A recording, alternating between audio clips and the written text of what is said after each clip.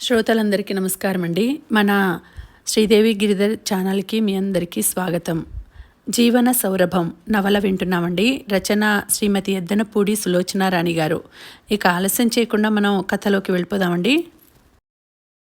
Video చూసిన వెంటనే like చేసి షేర్ చేసి మన ఛానల్ని తప్పకుండా సబ్స్క్రైబ్ చేసుకోండి. బెల్ ఐకాన్ యాక్టివేట్ చేసుకోండి. విసుగుపడితే ఎలాగే అమ్మా, ఇంటికి పెద్ద, అందులో ఆడదానికి సంసారం పట్ల విసుగు ఉంటే ఎలా? రోజు సూర్యుడు ఉదయిస్తున్నాడు. ఆ మహానుభావుడికి విసుగు వస్తే మనందరి గతి ఏమిటి? మనము అంతే. నేనేమన్నా ఎవరినైనా ఉద్ధరిస్తున్నానా? నా పిల్లలకి నేను వండి పెట్టుకుంటున్నాను. అయినా నాకు తెలియక అడుగుతాను. ఆ పెద్ద పెద్ద డాక్టర్లు, ఇంజనీర్లు, టీచర్లు అందరూ వాళ్ళు కూడా రోజు చేసిన పనే చేస్తారు, కానీ కొత్తది పుట్టుకురాదు కదా. పని చేయటం మన ధర్మం అనుకోవాలి. మనం ఒక్కళ్ళమే చేస్తున్నామా? మనకి నీళ్లు ఇచ్చే ఈ పంపుల వాళ్ళు, ఈ కరెంటు వాళ్ళు, వీళ్ళంతా విసుగంటే మనం ఏమైపోతాం? కూరలవాడు విసుగు అని రాకపోతే మన పనేమిటి? ఆవిడ బియ్యం కడుగుతూ నీళ్లు పట్టుకుంటూ తన ధోరణిలో చెప్పుకుపోతోంది. సంగీత సంభ్రమాశ్చర్యాలతో వింటోంది. అత్తయ్య చెప్పింది నిజమే. తన మట్టి బుర్రకి ఈ ఆలోచనే తెలియలేదు. అత్తయ్య మళ్ళీ పిలిచింది. చెప్పు. సంగీత వచ్చి కూర్చోవడంలోనే ఆవిడతో ఏదో సంప్రదింపుకు వచ్చిందని అర్థమైంది. నాకు తెలిసిన బాబా ఒకరున్నారు, సంగీత నెమ్మదైన స్వరంతో చెప్పింది. ఆహా, అలాగా. ఆయనతో నాకు పని ఉంది, ఒకసారి వెళ్ళాలి. వెళ్ళు. నువ్వు తోడు రావాలి అత్తయ్య. నేనా? ఎప్పుడో చెప్పు, సంజుకి చెప్పి వచ్చేస్తాను. ఆహా, సంయుక్తకి చెప్పటానికి వీల్లేదు. సంగీత కూర్చున్నదల్లా చేతులు తిప్పుతూ లేచి ఆవిడ దగ్గరికి వచ్చింది. చెప్పవద్దా? ఎందుకు? ఆవిడ బిగ్గరగా అడిగింది. ష్, సంగీత మెల్లగా మాట్లాడమని సంజ్ఞ చేసింది. ఎందుకే? ఆవిడ కంఠం తగ్గించి రహస్యంగా అడిగింది. సంయుక్త పడనివ్వదత్తయ్య, వద్దు అంటుంది. బాబాగారితో నాకు ఒక పని ఉంది, ముందు మనం వెళ్ళి వద్దాం, తర్వాత సంజుకి చెబుదాం. ఏం పని? సంగీత వెంటనే మాట్లాడలేదు. తర్వాత అంది. ఆయన తాయెత్తు ఇస్తారు, దానికి చాలా మహత్యం ఉంటుంది. మా అత్తగారు ఆడపడుచు చాలాసార్లు వెళ్ళారు. ఆయన ఇచ్చిన తాయెత్తు కట్టుకుంటే అనుకున్న పనులు ఇట్టే అయిపోతాయి. నేను ఒక తాయెత్తు తెచ్చుకుంటాను. సంజు ఏమంటుందో? ఏమీ అనదు, వచ్చిన తర్వాత చెబుదాంలే. మనం చేసే పని కరెక్ట్గా ఉంటే సంజు వద్దనదే సంగీత. అత్తయ్య, సంగీత ఆవిడ చేతులు పట్టుకుంది. కళ్ళ నుంచి నీళ్లు జలజల రాలుతున్నాయి. ఇది నాకు నా భర్తకి సంబంధించినది. ఆయనకి నా మీద ప్రేమ తగ్గింది. మరో స్త్రీ ఆయనని వశం చేసుకుంది. అది కామిని పిశాచమని కలలో కనిపించి స్వామీజీ చెప్పారు. నువ్వు నాకు తోడు రావాలి అత్తయ్య. నా కాపురం నిలబెట్టిన దానివి అవుతావు. సంజు నన్ను ఒక్కదాన్ని బయటికి వెళ్ళనీయడం లేదు. ఆవిడ సంగీత ఏడుపు చూడలేకపోయింది. జాలి కలిగింది. వస్తాన్లే, బాధపడకు. ఏదో ఎవరి భర్త కోసం వాళ్ళు ప్రయత్నించడంలో తప్పు లేదు. మీ మామయ్యకి ఉంది ఒక రాక్షసి. ఆయన ఆవిడ గారి ఇంటి నుంచి కదిలి వచ్చేవాడు కాదు. వసంత్ పసివాడు, నాకు అండలేదు. ఏం చేశావు అప్పుడు? మీ నాన్నని వచ్చి సలహా అడిగాను. నేను లీగల్ భార్యనని, ఆయన నాకు విడాకులు ఇవ్వకుండా ఆవిడని పెళ్లి చేసుకోలేడని చెప్పాడు.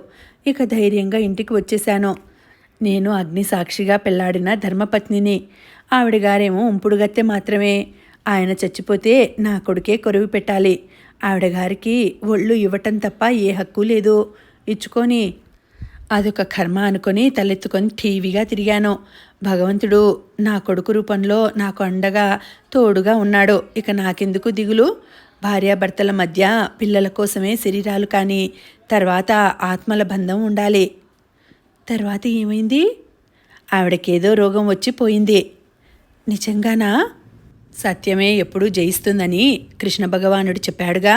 గీత నువ్వు చదవలేదా? నిజంగానా? అయితే చక్రి పట్ల నా ప్రేమలో ఉన్న సత్యం గెలుస్తుందన్నమాట. స్వామీజీ చెప్పినట్టు ఉపవాస దీక్ష చేసి తాయెత్తు చక్రికి కడితే ఇంకా ఆ సత్యానికి వేగం, బలం వస్తాయి. ఛీ, స్వామీజీలని మనం వారు మహాత్ములు అని దండం పెట్టడానికి వెళ్ళాలి, కానీ ఇలాంటివి కోరకూడదు. వారు కోరికలకి అతీతులు. ఆవిడ దండం పెట్టుకుంటూ అంది. మరి మన కోరికలు ఎవరు తీరుస్తారు? రేపు మధ్యాహ్నం వెళ్దామత్తయ్యా. సరే, అంగీకరించింది ఆవిడ. అత్తయ్యా, నువ్వు ఎంత మంచిదానివి అని సంగీత ఆవిడని కౌగిలించుకొని కన్నీళ్లు పెట్టుకుంది. సంయుక్త మధ్యాహ్నం లంచ్కి ఇంటికి వచ్చేసింది. సంయుక్త, వసంత్ ఏదో పని హడావిడిలో ఉన్నారు.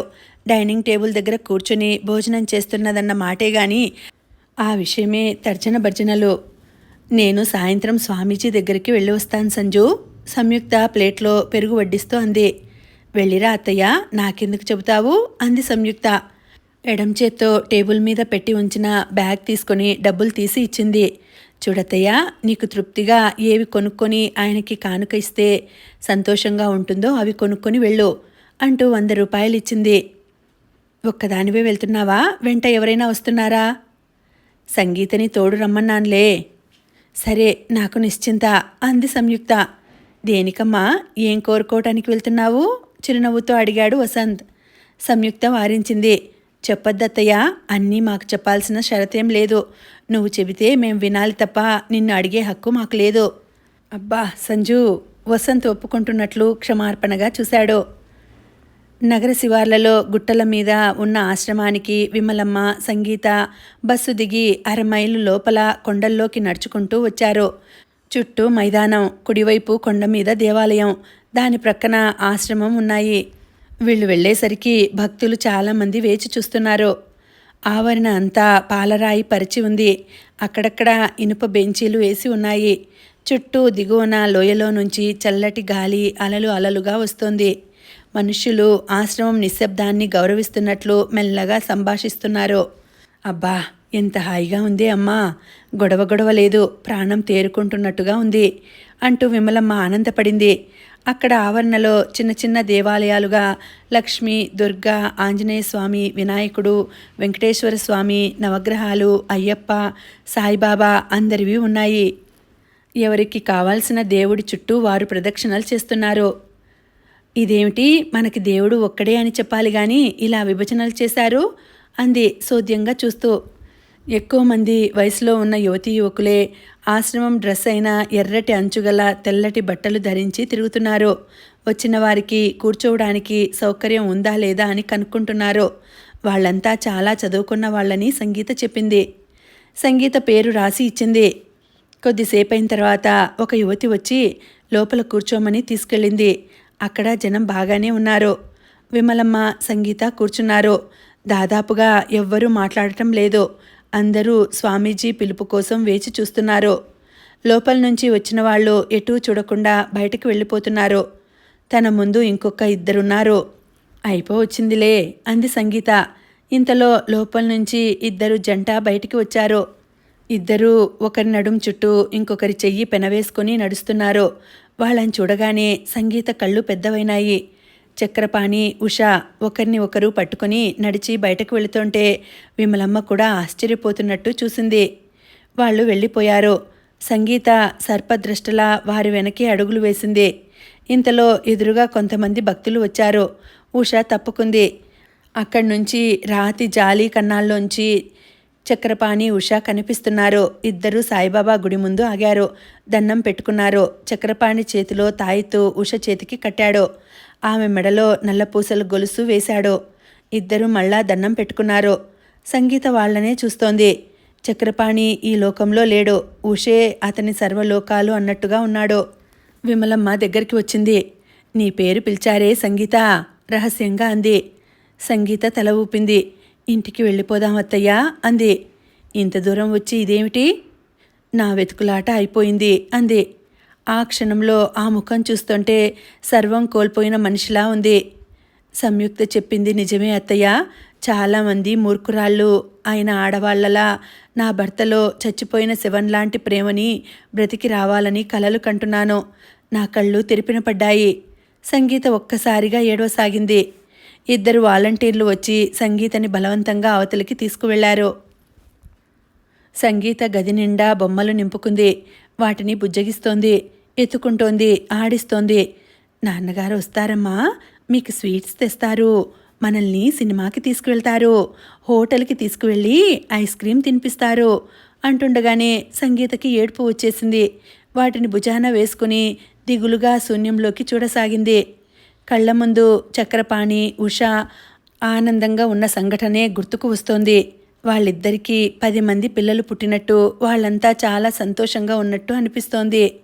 తనెందుకు ఇలా అయిపోయింది? భర్తని ప్రేమించింది, అతనే దైవం అనుకుంది, అతని కోసమే బ్రతుకు అనుకుంది. అవన్నీ అతనికి వెగటు అయిపోయినాయి. తీపి ఎక్కువైతే రోత పుడుతుంది అంటారు. తన బ్రతుకు అంతేనా? సంగీత చేతిలో బొమ్మని విసిరి కొట్టింది. అంతలోనే పరిగెత్తి దాన్ని తీసుకొని గుండెలకి అదుముకుంది. సంగీత, నిన్ను వదిలి ఒక్క క్షణం కూడా నేను బ్రతకలేను. సంగీత, నువ్వు నా ప్రాణం. సంగీత, ఇదిగో మనకి డబ్బు. చక్రపాణి మాటలే చెవుల్లో గింగురుమంటున్నాయి. తన గర్భంలో పెరిగి ఈ లోకంలోకి రావటానికి తహతహలాడిన శిశువుని అబార్షన్ పేరిట హత్య చేశారు. ఆ పాపమే తమ ఇద్దరికీ కొట్టిందేమో? సంగీత ఆలోచించసాగింది. దీనికి పరిష్కారం ఏమిటి? సమాధానం దొరికింది. ఒక్కటే మార్గం. తను డబ్బు సంపాదించి అనాథ పిల్లలకు అమ్మ అవ్వాలి. వారి చిరునవ్వులే తన శాప విముక్తికి సూర్యకిరణాలు. సంగీత బొమ్మ కళ్ళల్లోకి చూసింది. కొద్దిసేపైన తర్వాత బొమ్మని పక్కన పెట్టుకొని పడుకుంది. గీతా, చక్రపాణి పిలిచాడు. సంగీత ఉలిక్కిపడి లేచి కూర్చుంది. ఏమండి, వచ్చారా మీరు? అంటోంది ఆనందంగా. ఏమిటమ్మా, పడుకో పడుకో అంది విమలమ్మ. సంగీత పడుకుంది. పక్క దిండు ఖాళీగా ఉంది. దాన్ని చేత్తో తడిమింది. చక్రపాణి తన పక్కన పడుకొని నిద్రపోతున్న సంఘటనలు గుర్తుకు వచ్చాయి. సంగీతకి కోపం వస్తోంది, కానీ మళ్ళీ మనసు అవే గుర్తు చేసుకోవడానికి ఎంతో ఇష్టపడుతోంది. తను పాటలు పాడటం మానేసి తప్పు చేస్తోందా? డబ్బు సంపాదించి దాచి ఉంచితే చక్రపాణికి ఏదైనా అవసరం వస్తే అప్పుడైనా తన దగ్గరికి వస్తాడేమో.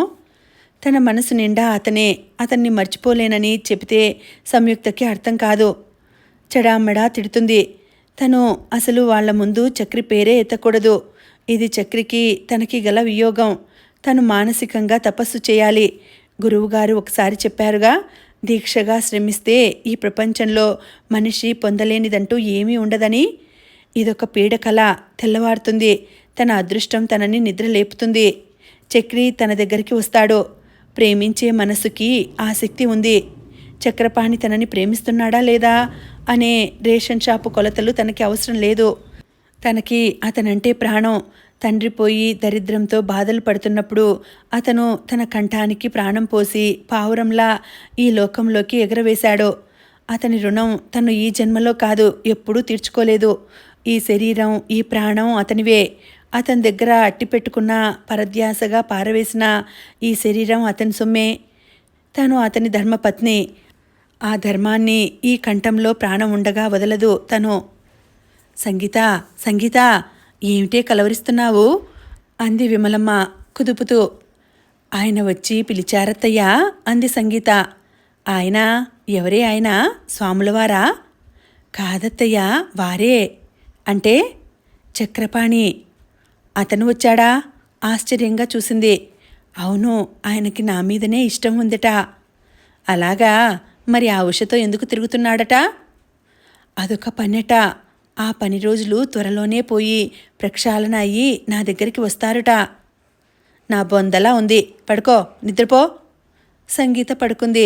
5 నిమిషాల్లో హాయిగా నిద్రపోయింది. పిచ్చి సన్నాసి అనుకుంది విమలమ్మ. సంయుక్త, ప్లీజ్ నా మాట విను. అలాంటి గడ్డి తినే పనులు ఇక నేను చెయ్యను. సంగీతతో ఒక్కసారి మాట్లాడనివ్వు, నీకు దండం పెడతాను సంయుక్త. చక్రపాణి సంయుక్తకి పదే పదే దండాలు పెట్టసాగాడు. చక్రపాణికి సంగీతకి విడాకులు మంజూరైనాయి. వారం రోజులైంది. సంగీత సంపాదనతో కొన్నవన్నీ సంగీతకి వాపసు చేయాలని తీర్పు వచ్చింది. సంయుక్త వెళ్ళి ఇల్లు తాళం వేసి వచ్చింది. బ్యాంక్ అకౌంట్స్ సీజ్ అయినాయి. సంగీతని కలవడానికి చక్రపాణి వస్తే కలవనీయలేదు. సంయుక్త సంగీతని సైకియాట్రిస్ట్ దగ్గరికి పంపిస్తోంది. అనుభవజ్ఞుడు అయిన రిటైర్డ్ కర్నల్ ఒక ఆయనని సంగీతకి పర్సనల్ సెక్రటరీగా వేసింది. సంగీత వ్యవహారాలన్నీ ఆయనే చూస్తారు.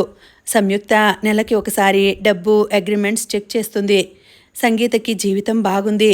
సొంత ఇల్లు, నౌకర్లు, వంట మనిషి, పై ఎత్తున పెద్ద దిక్కుగా కల్నల్ నాయర్. సంయుక్త ఈ అరేంజ్మెంట్ చేయడానికి చాలా కష్టపడింది.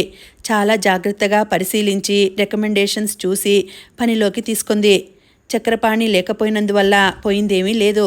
సంగీత జీవితం ఇప్పుడు ఇంకా విశ్రాంతిగా, పకడ్బందీగా ఉంది. అగ్రిమెంట్స్ రాను రాను ఎక్కువ అవుతున్నాయి. చూస్తుండగానే డబ్బు రాబడితో ఖర్చులు పోను బ్యాంకులో చాలా జమ అవుతోంది. సంగీత జీవితం అలా సెటిల్ చేయగలిగినందుకు సంయుక్తకి ఎంతో ఆనందంగా అనిపించింది. కల్నల్ ఫోన్ చేసి సంగీత చేత ఈరోజు ఇంకో అగ్రిమెంట్ సంతకం చేయించానని చెప్పాడు. గుడ్, థ్యాంక్ యూ అంకుల్ అంది సంయుక్త. మనం కష్టపడి ప్రయత్నించి వెతుక్కుంటే ఈ ప్రపంచంలో మంచి మనుషులకి కొరతే లేదు. కల్నల్ నాయర్కి పెన్షన్ వస్తుంది. ఆయన భార్య ఉన్నారు. పిల్లలు ఆస్ట్రేలియాలో సెటిల్ అయ్యారు. ఆయన డబ్బు విషయంలో చాలా ఖచ్చితమైన మనిషి. ఒకరికి తన డబ్బులో ₹1 ఇవ్వరు. ఎదుటివారిది తీసుకోడు. సంయుక్త ఆయనకి జీతం బాగానే అరేంజ్ చేసింది. ఆయనకి సంగీత వ్యవహారాలు చూడడం ఒక కాలక్షేపం. ఆ రూపేణా 10 మందితో కలవవచ్చు. ఆయన పెద్ద దిక్కుగా వచ్చిన తర్వాత సంగీత జీవితం చాలా క్రమబద్ధం అయింది. రాక్షసుడిలా ఆయన ఉన్నాడు కాబట్టే చక్రపాణి సంగీత చుట్టుప్రక్కలకి వెళ్ళలేకపోతున్నాడు. అందుకే వచ్చి సంయుక్తని ఆశ్రయించాడు. అతనిలో ఈ కొద్ది రోజుల్లోనే మార్పు వచ్చింది. మనిషిలో ఆ దర్జా పోయింది. బట్టలు మాసి నలిగి ఉన్నాయి. డబ్బుకి కటకటపడుతున్న వాడిలా ఉన్నాడు. నువ్వు కొంచెం నా పట్ల కనికరం చూపించాలి అన్నాడు చక్రపాణి. ఎందుకు చూపించాలి? ఆ రోజు సంగీత శిశువు కావాలని నీ కాళ్ళా వెళ్ళపడి అంత దేబిరించింది. నువ్వు కనికరించావా? నువ్వు అబార్షన్ చేయించటం వల్లనేగా దానికి సెప్టిక్ అయ్యి గర్భసంచి తీసేసి శాశ్వతంగా పిల్లలకి దూరమైంది. కనీసం అప్పుడైనా దాని మీద జాలి చూపించావా? నీ తప్పుకి దాని ఆనందం సర్వనాశనమైంది. ఆ బాధతో అది కుంగిపోతుంటే నువ్వు దర్జాగా సంగీత డబ్బు జల్సా చేస్తూ ఉషని వెంటేసుకొని ఊళ్ళు తిరిగి ఆనందం జుర్రుకున్నావు. ఎందుకు కనికరించాలి నిన్ను? వెళ్ళు, ఆ ఉషతోనే ఉండు. మీ ఇద్దరికీ ఒకరి మీద ఒకరికి ప్రేమ కదా. ఆ మాటలు వినగానే చక్రపాణి ముఖం మాడిపోయింది. జవాబు చెప్పలేకపోయాడు. దించిన తల ఎత్తి సంయుక్త వైపు సూటిగా చూడలేకపోయాడు. తర్వాత ఏమనుకున్నాడో ఏమో, కుర్చీలో నుంచి లేచి వచ్చి హఠాత్తుగా వంగి సంయుక్త పాదాల వైపు చెయ్యి వేశాడు. నేను వెధవని, నన్ను క్షమించు సంయుక్త అన్నాడు. సంయుక్త కంపరంగా పాదాలు దూరంగా జరిపింది. దీనివల్ల నాకు సంతోషం కలుగుతుందని నువ్వు అనుకుంటున్నావా? ఇంకా ఇంకా అసహ్యం 1000 రెట్లు పెరుగుతోంది. నీలాంటి మగవాళ్ళని నమ్మకూడదు అసలు. వెళ్ళు, ఆగ్రహంగా అంది. నేను తప్పు చేశానని ఒప్పుకుంటున్నాగా అన్నాడతను పెద్దగా. అతనిలో సహనం పోతోంది. నువ్వు ఒప్పుకున్నంత మాత్రాన ఇక్కడ ఒరిగిందేమీ లేదు. సంగీతకి పిల్లలు పుట్టరు. పుట్టకపోతే ఎవరినైనా తెచ్చి పెంచుకుంటాం. అదే నాకు పనిష్మెంట్. ఆ పెంచుకున్న పిల్లని చూస్తుంటే నేను సంగీతకి చేసిన అన్యాయం నిత్యం గుర్తుకు వస్తూ ఉంటుంది. సంయుక్త వింటోంది. ఇంతకంటే నన్నేం చేయమంటావు చెప్పు. ఉషన్ చేసుకున్న తర్వాత నాకు సంగీత విలువ తెలిసి వచ్చింది. నేను ఒక విధవని. నన్ను దేవుడిలా చూసుకునే సంగీతని కాలితో తన్నేశాను. నన్ను కాలితో నిత్యం తన్నే ఉషని దేవతలా కొలిచాను.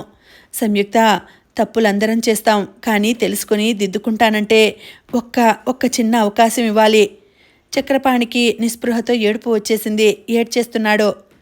సంయుక్త మౌనంగా తలుపు వైపు వేలు చూపించింది. నేను చేస్తాను, అది ఒక్కటే మార్గం అన్నాడు బిగ్గరగా. సంయుక్త పట్టనట్టు ఫైల్లోకి చూసుకోసాగింది. నువ్వు పైకి మెత్తగా కనిపిస్తావు, కానీ చాలా క్రూరం. మనుషులు చచ్చిపోతానని అంటున్నా పట్టించుకోవు. అందుకే మీ నాన్న అలా చచ్చిపోయాడు. సంయుక్త కుర్చీలో నుంచి లేచింది. కళ్ళల్లో ఆగ్రహం బగ్గుమంది. చక్రపాణి సంయుక్త కోపం చూసి తోక ముడిచిన పిల్లిలా గుమ్మం దాటి వెళ్ళిపోయాడు. సంయుక్తకి ఆవేశం తగ్గడానికి 1 నిమిషం పట్టింది. వసంత్ వచ్చాడు. ఏమైంది? ఆదుర్దాగా అడిగాడు. ఏం లేదు అంది. దివ్యని రెడీ చెయ్యి అన్నాడు. ఎందుకు అడిగింది. లాయర్ గారు ఫోన్ చేశారు. సహదేవ వర్మ గారి విల్లు చదువుతారట అన్నాడు. సంయుక్త దివ్యని ఎత్తుకుని హాల్లోకి అడుగుపెట్టింది. తేజాని ఎత్తుకుని వసంత్ వెనకే వచ్చాడు. రామ్మా రా, లాయర్ గారు పిలిచారు. అక్కడ అప్పటికే సహదేవ వర్మ కూతుళ్ళు, అల్లుళ్ళు, మనవరాళ్ళు, మనమలు ఉన్నారు. సంయుక్త దివ్యని ఒడిలో కూర్చోపెట్టుకుని కూర్చుంది. వసంత్ వెనక కుర్చీలో కూర్చున్నాడు. లాయర్ గారు విల్లు తీసి చదివి వినిపించసాగారు. ఆయన చదువుతుంటే కూతుళ్ళు, అల్లుళ్ళ ముఖాలు మాడిపోసాగినాయి. సహదేవ్ వర్మ ఇండియాలో ఉన్న ఆయన ఆస్తిలో ఎక్కువ భాగం దివ్య పేరిట రాశారు. ఆయన ప్రస్తుతం ఉండే ఇల్లును సౌందర్య పేరిట రాశారు. ఈస్టర్న్ స్టార్ పేపర్లో మెచ్యూర్ అయి వచ్చే తన ఇన్సూరెన్స్ పాలసీ మొత్తం డబ్బు, అబిడ్స్లో ₹25,000 అద్దె వస్తున్న షాపు, ఈ మొత్తం ఆస్తి దివ్యకి వస్తుంది. దివ్యకి మైనారిటీ తీరే వరకు సంరక్షకులుగా సంయుక్త వసంతులను నియమిస్తూ వారికి దివ్యని పెంచినందుకు తాను కృతజ్ఞతగా ఈస్టర్న్ స్టార్లో తన భాగంగా ఉన్న ప్రెస్ని వారి పేరిట రాశారు.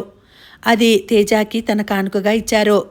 దివ్య భవిష్యత్తుకి ఏది ఉత్తమం అనుకుంటే అది వారు నిర్ణయం చేయాలని, ఆ నిర్ణయంలో సౌందర్యకి కానీ భానుమతికి కానీ తన కూతుళ్ళకి కానీ ఎలాంటి జోక్యము ఉండకూడదని రాశారు. అది చదువుతుంటే తన ఒడిలో ఆనందంగా అమాయకంగా ఆడుకుంటున్న దివ్య తలని సంయుక్త నిమ్మరసాగింది. కళ్ళ వెంట నీళ్లు వచ్చేస్తున్నాయి. ఈ విల్లు వినగానే కూతుళ్ళు ఇద్దరూ సంయుక్త మీద విరుచుకుపడ్డారు. మా డాడీని వలలో వేసుకుని నువ్వే ఈ ఆస్తంతా మా నుంచి దోచేశావు అన్నారు. లాయర్ గారు ఆగ్రహంగా, సంయుక్త ప్రమేయం ఇందులో ఏమీ లేదు. ఈ విల్లు గురించి ఈ క్షణం వరకు మీకెలా తెలియదో సంయుక్తకి తెలియదు. ఆయన తాను మరణించిన 3 నెలల తర్వాత దివ్య క్షేమంగా సంయుక్త దగ్గర ఉంటేనే ఈ విల్లు బయట పెట్టమని, దివ్యకి ఏదైనా అయితే అదంతా అనాథాశ్రమానికి చెందాలని రాశారు. సంయుక్తని మీరేదన్నా అంటే నేను ఊరుకోను అంటూ మందలించారు. అందరూ ముఖాలు బాగా మార్చేసి వెళ్ళిపోయారు. సంయుక్త, వసంత్ లాయర్ గారికి దివ్య విషయంలో ప్రతిదీ చేయబోయే ముందు మీతో చెప్పి సంప్రదించి చేస్తామని అన్నారు. ఆ రోజు సాయంత్రమే లాయర్ గారి ద్వారా ఈస్టర్న్ స్టార్ ప్రొప్రైటర్తో కూడా సంప్రదింపులు అయినాయి. ఎక్కడైతే ఉద్యోగం చేశారో, ఎక్కడైతే సహదేవ వర్మ గారి హత్య మూలంగా తమ ఉద్యోగాలు ఊడాయో అదే ఆఫీస్లో ఈ పత్రిక ప్రింట్ చేయడానికి మూలాధారమైన ప్రెస్ మీద సంయుక్తకి, వసంత్కు ఆధిపత్యం లభించింది. ఆయన ఇంకా డబ్బు ఇవ్వాలి, మెల్లగా వాయిదాల పద్ధతిలో ఇస్తాను, నా పేపర్ని ఇక్కడే ప్రింట్ చేసుకుంటాను, బిల్లు చెల్లించుకుంటాను అన్నారు. సంయుక్త, వసంత్ అంగీకరించారు. మర్నాడు ఆఫీసులో అడుగు పెడుతుంటే వారికి తమకి తామే కొత్త మనుషుల్లా అనిపించసాగారు. సంగీతకి ప్రసిద్ధమైన గాన విశారద అవార్డు వచ్చింది. హైదరాబాద్లో సంగీత ప్రియులు ఏర్పరిచిన బహుమతి అది. ఏడాదికి ఒకసారి పెద్ద ఫంక్షన్ చేసి బహుమతి ప్రదానం చేస్తారు. సంగీతకి ఇది రావడం సంయుక్తకి, వసంత్కి, కల్నల్ నాయర్కి ఎంతో ఆనందం కలిగింది. ఫంక్షన్కి అందరూ వెళ్ళారు. తన కళ్ళ ఎదుట సంగీతకి అంత ఘనంగా సన్మానం జరుగుతుంటే సంయుక్తకి చాలా ఆనందంగా అనిపించింది. తండ్రి గుర్తుకు వచ్చాడు. తన అభివృద్ధి, సంగీత అభివృద్ధి చూస్తే తండ్రి బ్రతికి ఉంటే ఎంత బాగుండేది అని మరీ మరీ అనిపించింది. కానీ జైల్లో మగ్గుతున్న సౌందర్యం చూస్తుంటే ఆయన ఈ భయంకరమైన స్థితి గమనించే కంటే అలా చచ్చిపోయి అదృష్టవంతులు అయ్యారని అనిపిస్తుంది. తల్లిదండ్రులు ఎప్పుడూ తమ పిల్లలకి బాధలు వస్తే వాళ్ళని లోకం ఏదైనా అంటే వారు ఆంతర్యాలలో కుమిలిపోతారో. సంగీతకి ఎవరెవరో వచ్చి శాలువలు కప్పి దండలు వేసి అభినందిస్తున్నారు. కల్నల్ నాయర్, వసంత్, సంయుక్త ముందు సీట్లలో కూర్చొని చూస్తున్నారు. ఇంతలో వాళ్ళు చూస్తుండగానే చక్రపాణి నిలువెత్తు పూలదండ పట్టుకొని వచ్చి సంగీతకి వేశాడు. సంగీత అతన్ని చూడగానే ఆశ్చర్యపోయింది. తల వంచి ఆ దండ వేయించుకుంది. గొప్ప కళా విదుషీమణి, నాలో అర్ధభాగం కాదు, క్షమించండి, ఆమెలో నేను అర్ధభాగం అని చెప్పడానికి గర్విస్తున్నాను. ఇలాంటి భార్య దొరకడం కేవలం నా పూర్వజన్మ సుకృతం. నేను మానవ మాతృని. నా వల్ల పొరపాటు ఏదైనా జరిగి ఉంటే ఆమెని నన్ను క్షమించమని ఈ సభాముఖంగా వేడుకుంటున్నాను అని సంగీత వైపు తిరిగి కళ్ళనీళ్లతో చూశాడు. తర్వాత చేతులు జోడించి దండం పెట్టాడు. అందరూ ఈలలు వేశారు. సంగీత అతని దగ్గరికి వచ్చింది.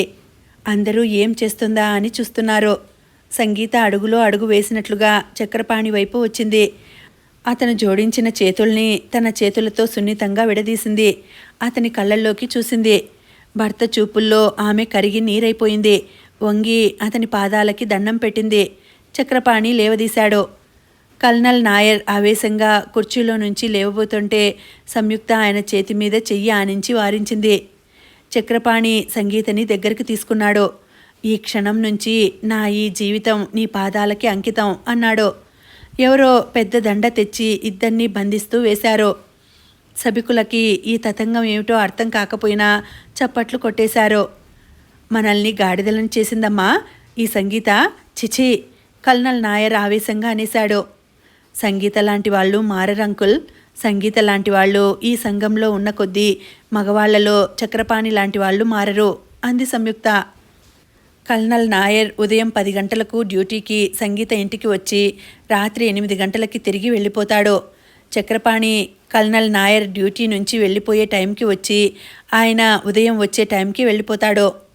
చక్రపాణి తన తెలివి తక్కువ వల్ల సంగీతం మీద అధికారం పోగొట్టుకున్నాడని అర్థం చేసుకున్నాడు. అతను రాను మారసాగాడు. సంగీతని ఎవరైనా పిల్లని పెంచుకోమని సంయుక్త సలహా చెప్పింది.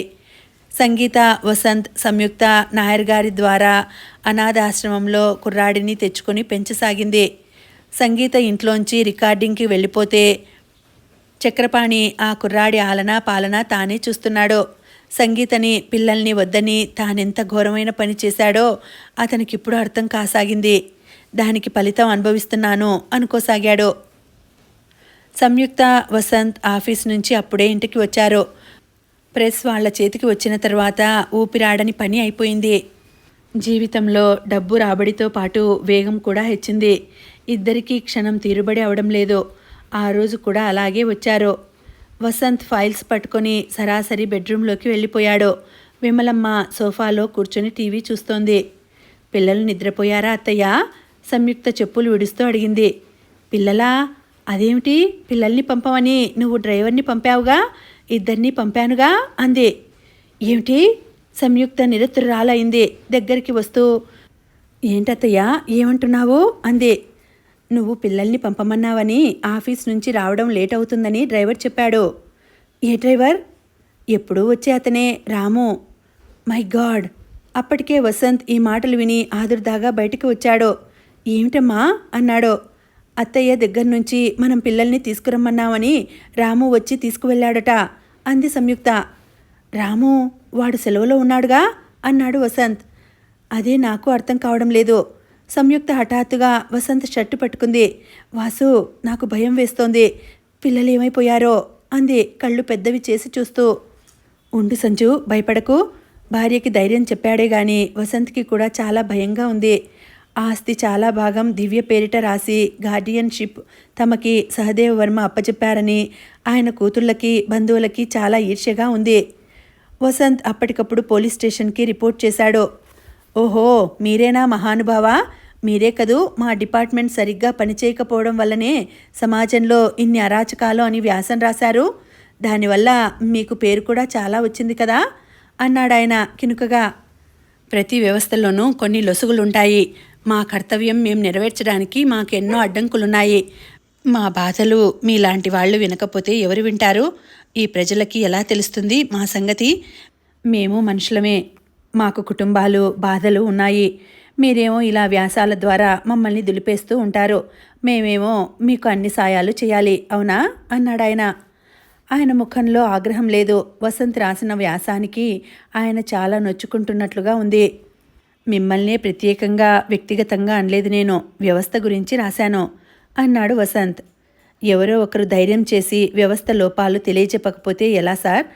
మీరు మమ్మల్ని మా సాహసానికి పెద్దవారుగా అభినందించాలి కానీ తప్పులు పట్టకూడదు. మీకు పిల్లలున్నారు. పిల్లలు గల వాళ్ళమని మన కర్తవ్యం మనం నిర్వర్తించడం మానేస్తామా? అట్లా అయితే ఈ ప్రపంచంలో ఏ మనిషి ఏ పని చేయలేడు సార్ అంది సంయుక్త. ఆయన తల ఊపాడు. వాళ్ళ ఆదుర్ద ఆయనకి వాళ్ళు వచ్చిన క్షణంలోనే అర్థమైంది. మేం చేయగలిగింది తప్పకుండా చేస్తామమ్మా అన్నాడాయన. రాత్రి అయింది. గడియారం నత్తనడకలా టిక్కుటిక్కుమంటోంది. టైమే గడవడం లేదు. పోలీస్ ఆఫీసర్ వెంకటేశ్వరరావు బాగా ప్రయత్నిస్తున్నాడు. వసంత్ మాటిమాటికి ఆయనకి ఫోన్ చేస్తూనే ఉన్నాడు. విమలమ్మ సోఫాలో మూటలా ముడుచుకుపోయి మోచేతి వంపులో తలదాచుకుని ఏడుస్తోంది. నా చేతులు పడిపోను, నేనే స్వయంగా పిల్లలిద్దరినీ ఆ రాక్షసుడి చేతికిచ్చాను కదా, నాకేం తెలుసు ఇంత ప్రమాదం జరుగుతుందని, నోరులేని పసిపిల్లలు అంటూ కుమిలి కుమిలి ఏడుస్తోంది. పోలీస్ అధికారులు టీవీలో, రేడియోలో ప్రకటనలు ఇస్తున్నారు. అర్ధరాత్రి అయింది. వసంత్ తల పట్టుకొని కూర్చొని ఉన్నాడు. సంయుక్త అతని ఒళ్ళో తల దాచుకుని ఏడుస్తోంది. నాకు తెలుసు, ఇక తేజాని, దివ్యని మనం కళ్ళతో చూడలేం. వాళ్ళు చంపేస్తారు. దివ్య చచ్చిపోతే ఆస్తి వాళ్ళకి వచ్చేస్తుంది. దివ్యని మనం దగ్గరికి తీసిన పుణ్యానికి మన తేజాని కూడా చంపేస్తున్నారు. సంజు, వసంత్ మాట్లాడలేకపోతున్నాడు. వాళ్ళు సంతోషంగా ఉన్న సమయం ఏది గుర్తుకు రావడం లేదు. ఇది మరో భయంకరమైన బాధ. డ్రైవర్ ఎక్కిన కారు ఊరి పొలమేరలు దాటిందని తెలిసిందే, కానీ ఎక్కడున్నాడో తెలియడం లేదు. సంయుక్త ఏడుపు నిగ్రహించుకుంటోంది. తనకి తాను ధైర్యం చెప్పుకుంటోంది. నేనేం చేయగలను, నేనేం చేయలేను. విధి నా ముఖాన రాసిన రాత అనుభవించడం తప్ప ఇంకేం చేయలేను. అత్తయ్య ఇలా అంటే చాదస్తురాలు అని నవ్వేదాన్ని. అంతా నా జాగ్రత్తలో ఉంటుందని నమ్మాను. పొద్దుట ఇద్దరికీ స్నానం చేయించి పాలు పట్టాను. అదే ఆఖరు అనుకోలేదు.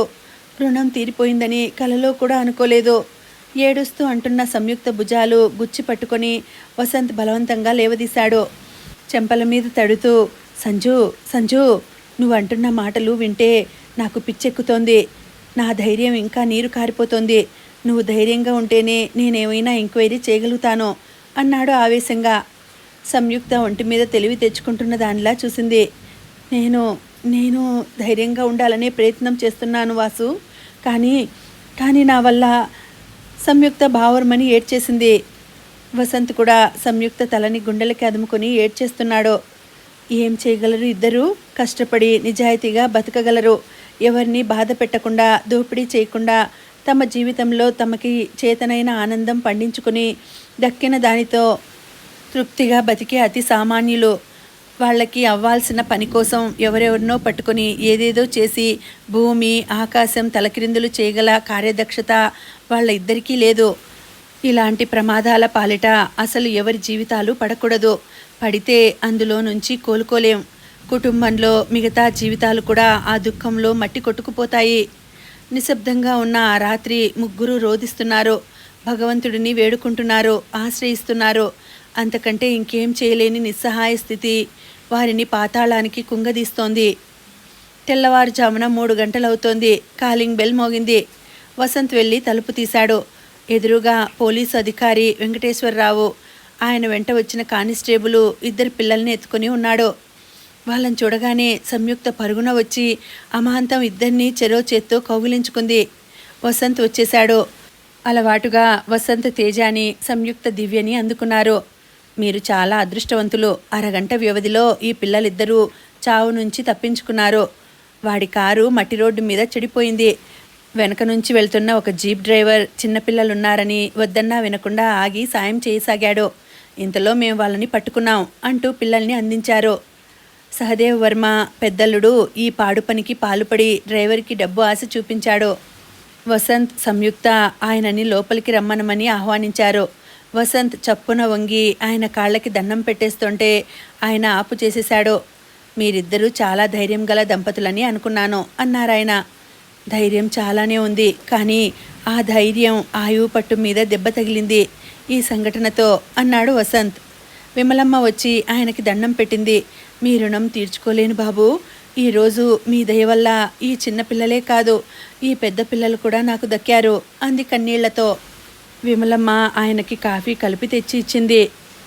ఆహా, ఈ తెల్లవారుజామునే ఒక అతి మామూలు కుటుంబం మా వ్యవస్థ మూలంగా మళ్ళా ఎంత నిశ్చింతగా ఉందో తలుచుకుంటే నాకు చాలా హాయిగా ఉంది.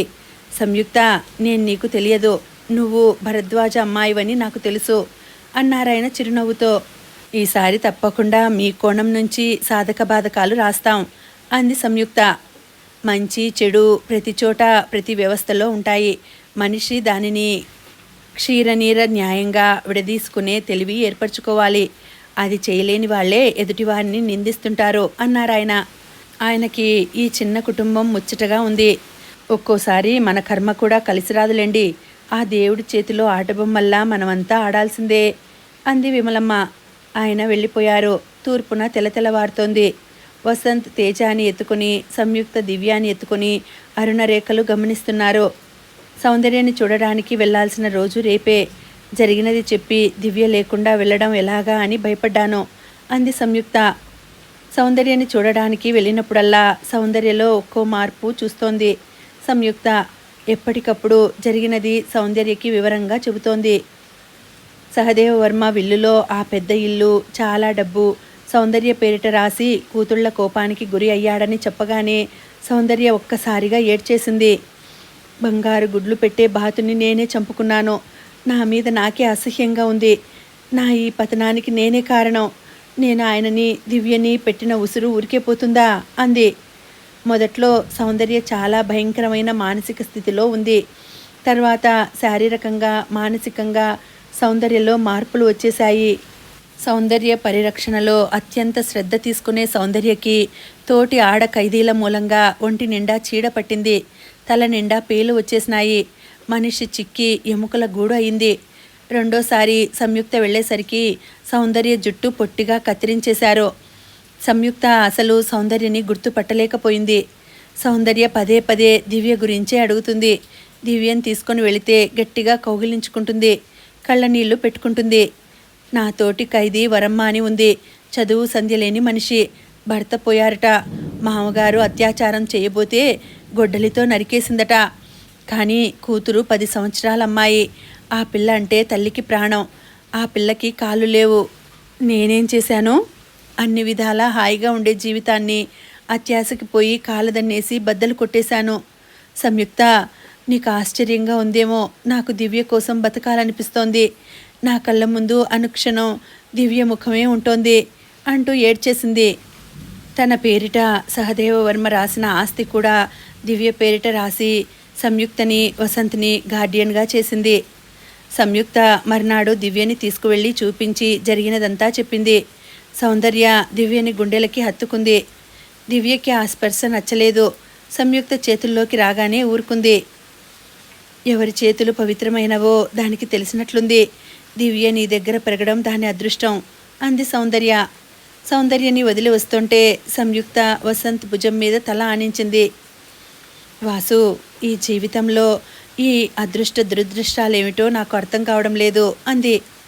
జీవితాన్ని నిజాయితీగా జీవించడం ఒక్కటే మన అదృష్టంగా అర్థం చేసుకుంటే చాలు అన్నాడు వసంత్. 10 సంవత్సరాలు ఇట్టే గడిచిపోయాయి. సంయుక్త వసంత్కి మధ్య వయసు మొదలవుతోంది. విమలమ్మ క్రితం ఏడాదే పోయింది. తేజ, దివ్య 10 సంవత్సరాల పిల్లలు అయ్యారు. సంగీత కొడుకు భాను కూడా దివ్య వయసువాడే. చక్రపాణి యాక్సిడెంట్లో 6 నెలల క్రితం మరణించాడు. సంగీత కెరీర్ తగ్గినా ఇంకా పేరు, డబ్బు, రాబడి బాగానే ఉంది. భానుని కూడా సంయుక్త దగ్గరే వదిలేసింది. ఈస్టర్న్ స్టార్ ప్రొప్రైటర్ పేపర్ అమ్మేసి విదేశాల్లో పిల్లల దగ్గరికి వెళ్ళిపోతూ ఉండడంతో ప్రెస్ని చూస్తున్న వసంత్కి, సంయుక్తకి అది అమ్మేశాడు. సంయుక్తకి వసంత్కి క్షణం ఊపిరాడడం లేదు. సంయుక్త వసంత్కి సంపూర్ణానంద చక్రభ్రమణంలో జీవితం గిర్రున తిరుగుతూ రోజులని దాటిపోయేలా చేస్తోంది. పిల్లలు ముగ్గురిని, ముఖ్యంగా దివ్యని ప్రాణంలా చూసుకునేందుకు వ్యక్తి సంరక్షణ చాలా అవసరం. ఎంత పనిలో ఉన్నా పిల్లల నిద్రాహారాలు క్రమబద్ధంగా జరిగేటట్లు చూడటానికి సంయుక్త శ్రమ పడుతూ ఉంటుంది. వసంత్కి కూడా చాలా పని ఎక్కువైపోయింది. విమలమ్మ పెద్ద దిక్కులాగా ఇంట్లో ఉంటే ఎంత నిశ్చింతని తాను అనుభవించిందో సంయుక్తకి ఇప్పుడు తెలుస్తోంది. డబ్బుతో కొనలేని అపూర్వమైన అనుబంధం అది. వసంత్ కూడా సంయుక్త అలసిపోయి వేలాడిపోవడం చూస్తున్నాడు. ఒక్కోసారి డెస్క్ మీద వ్యాసం రాస్తూనే తల ముందు కానించేసి గాఢ నిద్రలోకి జారిపోతూ ఉంటుంది. వసంత్ సంయుక్తతో, మనకి పిల్లల్ని చూడడానికి సాయానికి ఎవరినైనా చూద్దాం అన్నాడు. ఎవరు దొరుకుతారు? అత్తయ్యలా ప్రేమగా ఎవరు చూస్తారు అంది సంయుక్త. అమ్మలా ప్రేమగా చూడకపోవచ్చు, కానీ మనం ఇచ్చిన జీతానికి బాధ్యతగా చూసుకునే మనుషులు దొరుకుతారు. మనం ఓర్పుతో వెతకాలి అన్నాడు. ఇద్దరూ ఆలోచించుకొని పేపర్లో ప్రకటన చేశారు. మా ఇంట్లోనే ఉండి మా ముగ్గురిని పిల్లల్ని చూసుకోవాలి. ముఖ్యంగా మా అమ్మాయి దివ్య కళ్ళు లేని పిల్ల. శాంతం, సహనం, చిన్న పిల్లల పట్ల శ్రద్ధ, మమకారం ఉన్న వ్యక్తులే అప్లై చేయండి. మా ఇంట్లోనే ఉండడానికి అవుట్ హౌస్ ఏర్పాటు చేస్తాం. భోజనం, జీతం సరళంగా ఉంటుంది. మీకే ఖర్చులు ఉండవు. వైద్య సహాయం మాదే. తెలిసిన వాళ్ళెవరి నుంచైనా పరిచయ పత్రాలు జత చేయండి అని రాశారు. సమాధానంగా చాలా అప్లికేషన్స్ వచ్చాయి, కానీ ఒక్కరూ సరిగా లేరు. ఉద్యోగం పేరిట వారి వారి అవసరాలు, సరదాలు ఏం తీరుతాయా అన్నట్లున్నారు. కొంతమంది అతి తీయటి మాటలతో వినయం ప్రకటిస్తుంటే వారిది అభినయం అని తెలిసింది. సంయుక్త విసిగిపోయింది. నువ్వు అలా అందరినీ శల్యపరీక్ష చేయొద్దు. మనుషుల్లో ఏవో లోపాలుంటాయి. కాస్త మనము సర్దుకోవాలి అన్నాడు వసంత్. వసంత్కి సంయుక్తని చూస్తే భయం వేస్తోంది. ఈ వరుసలో పనిచేస్తే సంయుక్త తొందరలోనే బ్రేక్డౌన్ వచ్చి మంచం పట్టినా ఆశ్చర్యపోనవసరం లేదు. అప్పుడు మరీ కష్టమైపోతుంది. సంయుక్త ఆఫీస్ గదిలో కూర్చుని ఉంది. పిఏ వచ్చి సరోజ అనే ఆవిడ ఆయాగా అప్లికేషన్ తెచ్చిందని చెప్పాడు. అప్లికేషన్ చూసింది. డాక్టర్ గారింట్లో 2 ఏళ్ల నుంచి పనిచేస్తోంది. డాక్టర్ గారు బాగానే రికమెండ్ చేశారు. ఎందుకు చూడడం, నేనేదో అడుగుతానో వాళ్ళేదో చెబుతారో అంటూ విసుక్కుంది. చూడరాదా ఒకసారి, ఏం పోతుంది నీకు, 5 నిమిషాల పని అంటూ వసంత్ ఫోటో డెవలప్మెంట్ చూడడానికి పక్కనే ఉన్న డార్క్ రూమ్లోకి వెళ్ళాడు. సరే ఆవిడని పిలు అంది సంయుక్త. పిఏ వెళ్ళాడు. సంయుక్త తల వంచి ఆర్టికల్ గబగబా రాస్తోంది. అది అరగంటలో పూర్తి చేసి పంపాలి. సంయుక్త టేబుల్ మీద 3 పిల్లలు కలిసి ఉన్నది. దివ్యని ఎత్తుకొని తాను, తేజాని ఎత్తుకొని వసంత్ ఉన్న ఫోటోలు 2 ఉన్నాయి. పిల్లలు చాలా ఆరోగ్యంగా, ఆనందంగా, సూర్యకాంతిలో విరిసిన పువ్వుల్లా కలకలలాడుతున్నారు. తలుపు దగ్గర అలికిడైంది. సంయుక్త తలెత్తింది. మధ్య వయసులో లావుగా ఉన్న స్త్రీ లోపలికి వస్తోంది. మే ఐ కమిన్ అడిగింది. ఎస్ అంది కాగితాలు గబగబా మడిచి ఫైల్లో పెడుతూ. ఆవిడ వచ్చి టేబుల్ దగ్గర నిలబడింది. కూర్చోండి. సంయుక్త ఫైల్ పక్కన పెట్టి ఆవిడ వైపు చూస్తున్నదల్లా చకితురాలైంది. చూస్తుండగానే సంయుక్త కళ్ళు పెద్దవి అయినాయి. వాటిలో క్షణంసేపు తనను తాను నమ్మలేకపోతున్న అపనమ్మకం. ఇది నిజంగా నిజమేనా అన్న అంతులేని విస్మయం నిండిపోయింది. సౌందర్య అంది. సౌందర్య పెదవి బిగబట్టింది. కన్నీళ్లు బిగబట్టుకోవడానికి ఆమె వ్యర్థ ప్రయత్నం చేస్తోంది. సంయుక్త చప్పున కుర్చీని అవతలికి నెట్టి టేబుల్ పక్క నుంచి వచ్చేసింది. అక్కా, నువ్వేనా? నేను నమ్మలేకపోతున్నాను. దగ్గరికి వచ్చి కౌగిలించుకుంటూ అంది. నేనే సంజు. నాకు నేనే వేసుకున్న శిక్ష ఏమిటో తెలుసా? నేను బ్రతికి తీరాలి అని. నేను వచ్చానక్క, నువ్వు ఆ జైలు నుంచి విడుదలయ్యి వెళ్ళిపోయావని చెప్పారు. నిన్ను అనుకున్న దానికంటే 6 నెలలు ముందే వదిలేశారట. నువ్వు సరాసరి నా దగ్గరికి ఎందుకు రాలేదు? ఎక్కడున్నావు ఇన్నాళ్ళు అంది సంయుక్త. చాలా సుస్థి పడ్డాను. జైలు డాక్టర్ గారు దయతో ఆశ్రయం ఇచ్చారు. నాకెవ్వరూ లేరని చెప్పాను. ఆయన తన కూతురు క్లినిక్లో ఆయాగా ఉద్యోగం ఇప్పించారు. ఆమె చిల్డ్రన్ స్పెషలిస్ట్. పిల్లల్ని చూడటంలో, సంరక్షణలో ఆమె దగ్గర బాగానే అనుభవం పొందాను. నిన్ను, దివ్యని దూరం నుంచి 2-3 సార్లు చూశాను. దివ్యని చూసినప్పటి నుంచి ఇక ఉండలేకపోయాను. కానీ రావాలని కూడా అనిపించలేదు. దివ్య నీ దగ్గర లక్షణంగా పెరుగుతోంది. దూరం నుంచి చూసి ప్రేమ పడటం తప్ప నాకు దగ్గరికి వచ్చే అధికారం లేదనిపించింది. కానీ పేపర్లో నీ ప్రకటన చూసిన తర్వాత సౌందర్య ఏడ్చేసింది. సంయుక్త సౌందర్యనే చూస్తోంది. ఈ వయసు ముదిరినట్టు లావుగా ఉన్న ఈమె సౌందర్య అంటే ఇప్పటికీ నమ్మలేకపోతోంది. ఆ అందం, ఆ సోయగం, ఆ పొగరు ఆ మనిషేనా? ఈ మనిషిలో ఇంత మార్పా? జీవితం చావు దెబ్బ కొట్టిన మనిషిలా ఉంది. సౌ, ఇదంతా నీది. నీకిప్పుడు పెద్ద ఇల్లు, డబ్బు ఉన్నాయి సంయుక్త చెబుతోంది. సౌందర్య చేయి చాచి వారించింది. సంజు, నాకు ఆ మోజులన్నీ తీరిపోయాయి. ఉన్న అసలైన అభిజ్ఞానం ఏమిటో అర్థమైంది. మనిషి ఎప్పుడూ జీవితానికి దగ్గరగా ఉండాలి. కలల గాలిపటంలా 2 కాళ్ళెత్తి ఎగిరితే ఎక్కడో ఒకసారి గబిల్లున కూలక తప్పదు. అమ్మా నాన్న చాలా తప్పు చేశారు. జీవితంలో సుఖమే తప్ప దుఃఖం లేదన్నట్లు చేశారు. జీవితంలో నగ్న సత్యాలు పిల్లలకి తెలియనియాలి. ఈ జీవితం మృదువైనది అస్సలు కాదు, చాలా కటువైనది అని తెలియచేయాలి. దాన్ని ఎదుర్కొనే నైతిక బలం ఇవ్వాలి.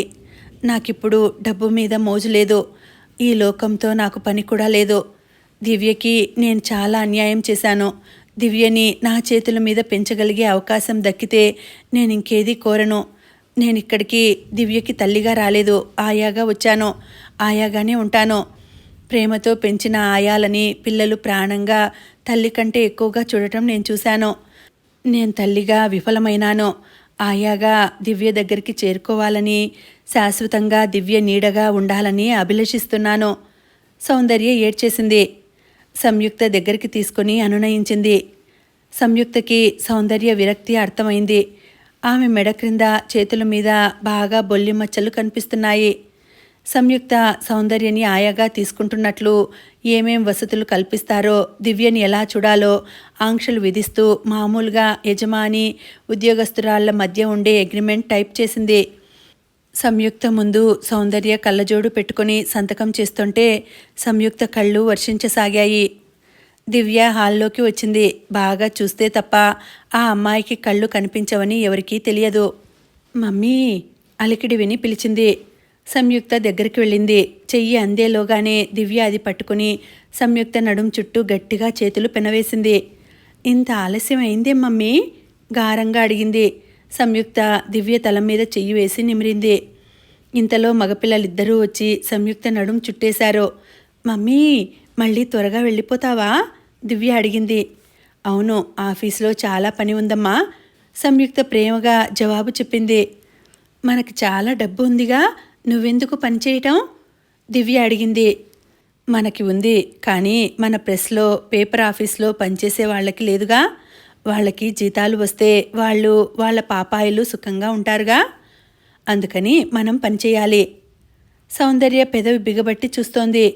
సంయుక్త దివ్యల అనుబంధం ఎంత పవిత్రంగా ఉందో. ఈ స్వర్గం తానే తన కాళ్లతో తన్నేసింది. ఈరోజు యాచకురాలిగా అనాథగా వచ్చి అర్థిస్తోంది. ఇది తన తప్పు, కేవలం తన స్వయం కృతాపరాధం. దివ్య అందంగా ఉంది, తెలివిగా ఉంది. ఆ బంగారు బొమ్మకి దృష్టిలోపం. తాను చేసిన పాపం అంతా ఆమెకి దురదృష్టంగా శాపంగా తగిలినట్టు గుండెల్లో బాధ పిండేస్తోంది. నువ్వు ఆఫీస్కు వెళ్ళిపోతే నాకు చాలా బోర్ కొడుతుంది మమ్మీ. తేజ వాళ్ళు ఆడుకోవడానికి పరుగులు తీస్తూ దూరంగా వెళ్ళిపోతారు. అందుకే నేనెప్పుడూ నీకు డాడీకి ఫోన్ చేస్తూ ఉంటాను. మిమ్మల్ని విసిగిస్తున్నానా మమ్మీ? Sorry mummy. దివ్య, నాకు తెలుసమ్మా. సంయుక్త దివ్యని ఇంకా దగ్గరికి తీసుకుంది. అందుకోసం నీకెప్పుడూ నీతో ఉండటానికి ఒక ఆయాని తీసుకువచ్చాను. చివరి మాటలు సంయుక్త గొంతులో నుంచి పెగల్లేదు. ఇదిగో సరోజమ్మ అంది సంయుక్త చెప్పలేనట్టు చెబుతూ. నిజంగానా? అంది దివ్య చెయ్యి చాస్తూ. హలో అంది. సరోజగా పరిచయం అవుతున్న సౌందర్య చెయ్యి చాచి దివ్యకి తన చెయ్యి అందించింది. నమస్తే సరోజమ్మ గారు అంది దివ్య. ఆ స్పర్శ సౌందర్య గుండెల్లో జలపాతాలు ఉరికిస్తోంది. ఎండిపోయి ఎక్కడో ప్రాణం ఉండి స్వాతివాన చినుకులు జలజలా రాలుతున్నట్లుగా ఉంది. సౌందర్య నిశ్శబ్దంగా ఆ చిన్న చేతిని పెదవులకి తాకించుకుంది. మా మమ్మీ వచ్చే వరకు మీరు నాకు తోడుగా ఉంటారా సరోజమ్మ గారు? దివ్య అడుగుతోంది. ఉంటాను. సౌందర్య కంఠం దుఃఖంతో బొంగురుపోయింది. మమ్మీ, సరోజమ్మ గారు ఎందుకు ఏడుస్తున్నారు? దివ్య వెంటనే అడిగేసింది. వాళ్ళమ్మాయి గుర్తుకు వచ్చిందట అంది సంయుక్త. వాళ్ళమ్మాయి ఏమైంది? అడిగింది. సౌందర్య సంయుక్త ముఖాలు చూసుకున్నారు. ఎక్కడో దూరంగా ఉంది అంది సంయుక్త. అలాగా? సరోజమ్మ గారు, మీకు బాధేస్తోందా? బాధపడకండి, నేను మీకు కబుర్లు చెప్తాను. మా మమ్మీ డాడీ ఎప్పుడు నాకేం చెబుతారో తెలుసా? బాధలో ఉన్నవాళ్ళని మనం దయగా చూడాలట. నేను మిమ్మల్ని దయగా చూస్తానులేండి. సౌందర్య గబాల్న ఇక ఉండబెట్టలేనట్టు దివ్యని 2 చేతులతో దగ్గరికి లాక్కొని గుండెలకి హత్తుకుంది. వసంత్ కూడా అప్పుడే ఆఫీస్ నుంచి వచ్చాడు. సంయుక్త అతనికి ఇందాకే ఆఫీసులో సరోజ విషయం చెప్పింది.